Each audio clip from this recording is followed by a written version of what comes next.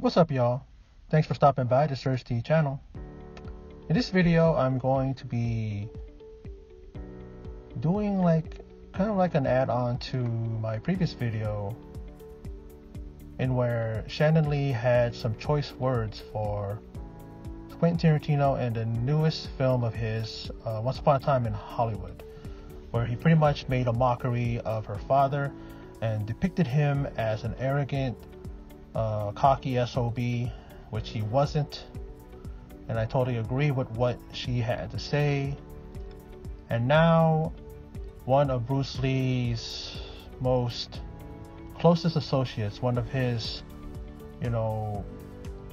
first ever certified instructor in Jeet Kune Do, a man who has continued his legacy, continued to teach the art of Jeet Kune Do, and that individual is Dan Inosanto, who was there from the beginning, a man who actually taught Bruce Lee the nunchucks, if any of you have seen his films in which he uses it, namely in Chinese Connection and Enter the Dragon, and also Game of Death, where he shares actually a scene with Bruce Lee in that classic back and forth fight scene they have with the nunchucks.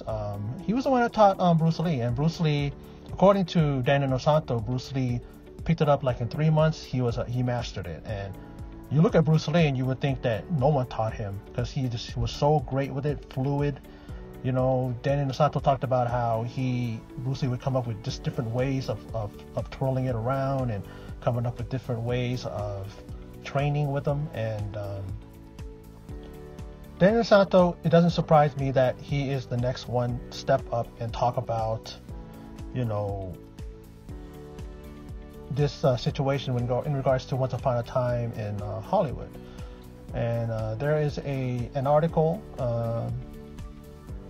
and it's by an Audrey Cleo Yap, and she interviews him in I don't have the thing right here, I believe it's for Variety, but the way the title is how it's titled is Bruce Lee's protege recalls his humility amid Once Upon a Time criticism.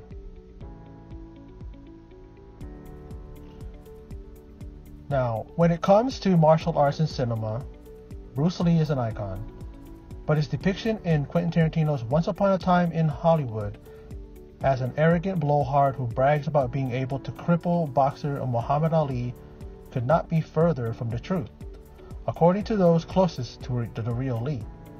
For one, Lee revered Ali and other boxers, often telling his martial arts students to mimic the ease and flow of Ali's movements and footwork. According to Dan Inosanto, Lee's protege and training partner, speaking to Variety exclusively. So it was for Variety. There is the I Am Bruce Lee documentary and other interviews with Bruce Lee's close associates and his family and all that, fans too, talked about, especially his wife, and especially Dan Inosanto would talk about Bruce Lee having 8mm reels of Muhammad Ali, and he was always watching the film, and also he would take the footage he's watching, right, and he would reverse it so he can see Muhammad Ali his movement in reverse. Like if you ever see Bruce Lee when he's shuffling, you see him shuffling backwards and stuff. And I never, I always see that, and then I kind of found out through listening to that. Oh, that's where he gets that from. It's because of the fact that he watched just hours of his footage, and someone asked him, "Why are you doing that? Why do you keep watching Bruce Lee, Muhammad Ali films?" And Bruce Lee said one day he was going to fight him, and that would have been great. You talk about boxer meet martial artists, like they've had boxers meet wrestlers, but so he had nothing but respect for him. But yeah, he revered boxers, and that's where he got a lot of his footwork, a lot of his movements. So let's move on to the next part here. Now, Bruce Lee would have never said anything derogatory about Muhammad Ali because he worshipped the ground Muhammad Ali walked on. In fact, he was into boxing more so than martial arts, says Inosanto, one of the only 3 martial artists who were trained by Lee to teach Jeet Kune Do at Lee's Martial Arts Institute. Jeet Kune Do is a philosophy of martial arts drawing from different disciplines invented by Lee and is often credited with paving the way for modern mixed martial arts, MMA. And you talk to Dana White, you talk to George St. Pierre, you talk to Anderson Silva, they will say the same thing. Inosanto continues to practice and teach it today. The now 83-year-old was featured alongside Lee in his final film, Game of Death, and was a frequent companion of Lee on TV shows and movie sets throughout the 1960s and up until Lee's death in 1973. Sets including that of the Green Hornet, on which Lee played a sidekick character, Kato. Incidentally, in Tarantino's film, it's outside of that set where Lee, played by Mike Moe, is shown bragging about his fighting prowess, only to be bested by aging white stuntman Cliff Booth, played by Brad Pitt. Inosanto has not yet seen the film, but says that from his memories of Lee on a working set, he never saw the San Francisco-born, Hong Kong-raised actor being braggadocious or engaging in scraps for the sake of showing off. He did, however, push back on portraying Asians practicing martial arts in a stereotypical way, what Inosanto calls the chop Hollywood stuff. Now, if you see this, there's a picture here. Dan Inosanto and Bruce Lee at Lee's Martial Arts Academy in Los Angeles, Chinatown. And you see him there with his students, and wow, wouldn't you love to be a fly on the wall when it comes to that picture? I would have loved to have been there and have witnessed him in action teaching students, and that's an amazing picture right there. Now, continuing, he was never, in my opinion, cocky. Maybe he was cocky in as far as martial arts because he was very sure of himself. He was worlds ahead of everyone else, but on the set, he's not going to show off, recalls Inosanto, adding that it's highly dubious that a stuntman could have gotten the best of the Enter the Dragon star. I mentioned this before, where, Bruce Lee may have been cocky. He may have been, braggadocious and all that stuff, but he did it in a way that, because he was confident in himself. There's nothing wrong with being that, as long as he doesn't border on being, in a negative way. Like if someone is a master of something, or someone is able to know his stuff, whatever job you're in, you're gonna be cocky and you're gonna be bragging that you know all your stuff. But if you do it in a right way, and you're doing it in a helpful way, you're telling people about what you know and you want to teach them, that's fine. But I love how Inosanto said this, because I also say the same thing. Bruce Lee wasn't doing this just to be cocky, just to be arrogant. Bruce Lee knew his shit, knew his stuff, and he knew that if he needed to, he can handle his business. And talk about here, highly dubious that a stuntman could have gotten the best of the Enter the Dragon star. Yeah, look at all the stuntmen extras on Enter the Dragon. None of them were able to get the best of Bruce Lee. They would always challenge him. They would always tap their feet. They would always get in his face. Because they all wanted to prove he was nothing. Look at this guy. A lot of these guys who were stuntmen, a lot of them who were extras, had been in films for a number of years before Bruce Lee came upon the scene. Then when Bruce Lee comes along, and he has all this star power and all this, prior stuff that he did follow him, especially being Kato in the Green Hornet. A lot of them wanted to prove him wrong and wanted to say, hey, this guy ain't nothing. I'm going to prove he isn't. And they all got bested every single time. They never got the best of Bruce Lee. Now, continuing, Lee's daughter, Shannon, calls the depiction of her late father disheartening and adds that despite Tarantino drawing on aspects of her father's films for use in his own, Uma Thurman's yellow jumpsuit in Kill Bill is a nod to Lee's outfit in Game of Death. The Yakuza army, the Crazy 88, also don Kato-like mask. She doubts he is an actual fan of Lee's. I have always suspected that Tarantino is a fan of kung fu genre and a fan of things that kick ass in cool and stylish ways, which my father certainly did, says Shannon Lee. who was 4 years old when her father died. But whether he really knows anything about Bruce Lee as a human being, whether he's interested in who Bruce Lee was as a human being, whether he admires who Bruce Lee was as a human being, I'm not really sure that I have any evidence to support that would be true. Again, another thing that harkens upon what I said, that Tarantino is a kung fu genre fan and definitely got, his inspirations for the jumpsuit, for the Kato masks and all that from Bruce Lee. So I don't know if Bruce Lee, if he just basically, when he did this film and he knew that Bruce Lee was a part of this era when it comes to Once Upon a Time in Hollywood, that he was just going to stick Bruce Lee in and then just basically put him there as a way to probably draw in fans, because he knows that there's a lot of Bruce Lee fans that would have been interested in watching this film because he has Bruce Lee in it. But then now that Shannon pretty much exposed that he's a mockery in this film, Bruce is, none of us are going to go watch it. And if any of the Bruce Lee fans go watch it, being for a surprise, man, being that your hero, my hero, is not going to be shown in a positive light. Not really. Now look at this picture here with on the set of Game of Death. Definitely, Bruce is kind of positioning Dan Inosanto in a way to hold the, I believe this is a Eskrima stick or a fighting stick, a Filipino fighting stick, which Bruce Lee was also a master of as well. And Dan Inosanto, not only is he a Jeet Kune Do master, but he's also a master of Silat and Eskrima and all this Filipino fighting arts. And I really, really loved their fight scene that they had. It was such a raw, just, in your face type of a battle between the two, just trying to prove themselves, to each other, and Bruce Lee giving this philosophy about the fact that he has that stick, but then Bruce Lee has his nunchucks, and stuff like that. And he's talking about the rigidity of the, how rigid it is, the fighting stick, yet his nunchakus are very, very fluid. And I really love that fight scene. Now, continuing, Tarantino did not consult the Lee family prior to or during the making of Once Upon a Time in Hollywood. Tarantino's rep has not yet responded to Variety's request for comment, just like the other, the rap, where they were trying to get hold of him and they didn't respond.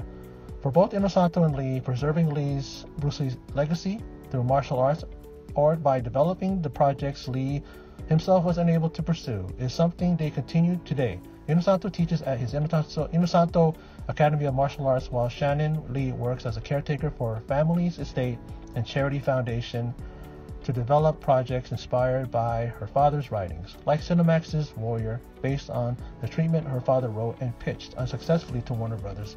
Lee is an executive producer of the show, which was renewed for a second season in April. She sees Tarantino's film as another way Hollywood has historically tried to diminish her father's accomplishments as one of its first prominent Asian Americans. I've always said that Shannon needs to continue just to do what her father wanted to do. I wish that she would take, her father's original idea. She did it with Warrior. How about do it with Game of Death and bring Bruce's real original vision for that? Because it's an amazing vision of what Bruce wanted to do.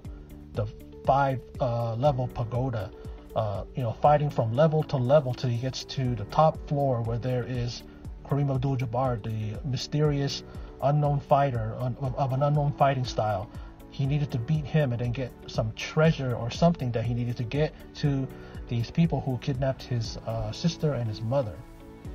And that was the original plot of the film, where he would face 50 karate fighters on the first floor. Second floor was Hapkido. I think the third one was Kung Fu and karate. You know what I mean? And he had like his friends Takamura was going to be in it as well. And I believe the guy who does the Hapkido, who was in the film, he was originally going to also be a part of that. He was in the film, but he was going to be a part of that original vision that Bruce Lee had.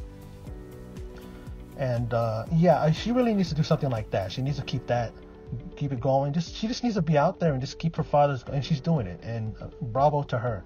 Because for me, this generation is starting to really forget about Bruce Lee and what he really was. Meaning, they just consider him, like I said before, as an actor. He's just an actor. Like, he's nothing. And yet, no, he's not. He's more than that. He is more than just an actor. He's a martial artist. He's a philosopher. He's a man who was ahead of his time. No one was doing what he was doing at that time. So I don't get these youngins nowadays, and even the ones who are maybe around my age, who just don't think that he was anything. And it's really sad.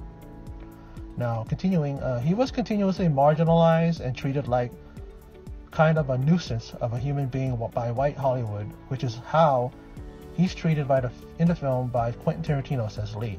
I hope people will take the opportunity to find out more about Bruce Lee, because there's a lot more to find out and a lot more to get excited about.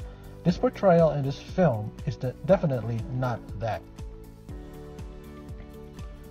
As Inosanto, who says he received an outpouring of letters from fans all over the world following Lee's death, Bruce Lee broke ground for Asian Americans. Breaking in as an Asian was very, very difficult at that time. He paved the way for all the action stars. That is true. I don't understand how people like Shannon Lee and Dan Inosanto, and I'll even add Taki Kimura, I'll even add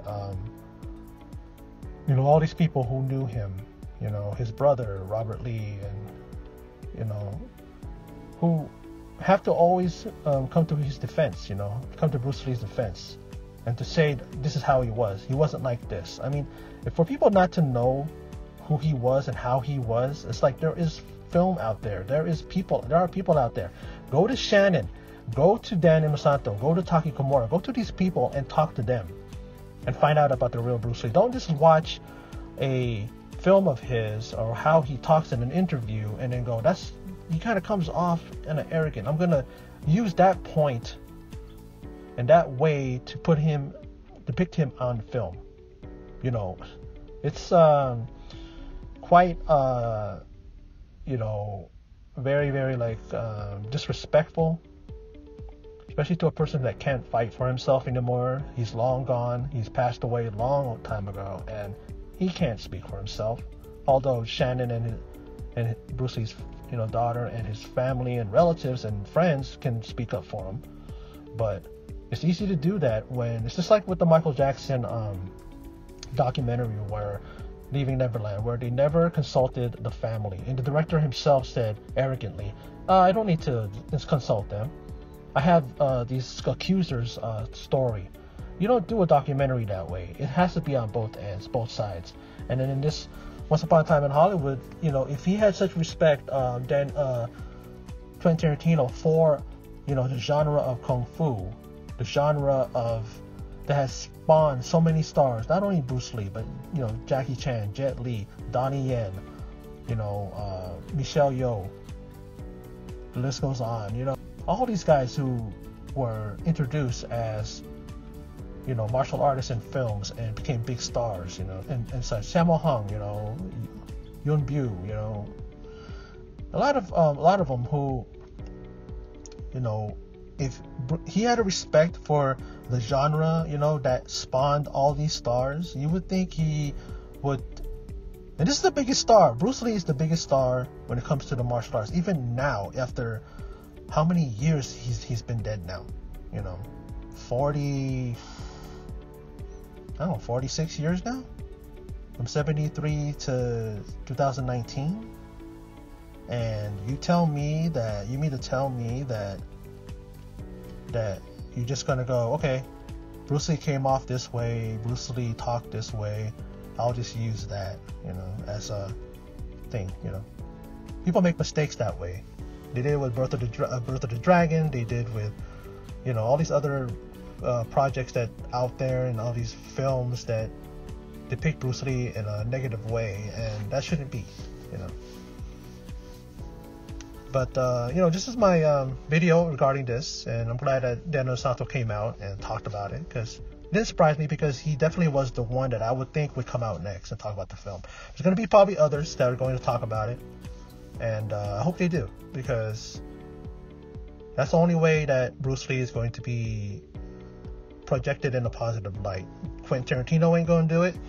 the ones who were behind Birth of the Dragon ain't gonna do it, and so they need to keep doing this, and God bless Shannon and her mom Linda and everybody else, Dan and Inosanto, who continue to keep his memory alive, keep his legacy alive, keep teaching even the younger generation about him. They do that Shannon does that through her Bruce Lee Foundation, and more power to her. And for those of you who stopped by and checked out this video, I appreciate it. And in closing, and as always, take care.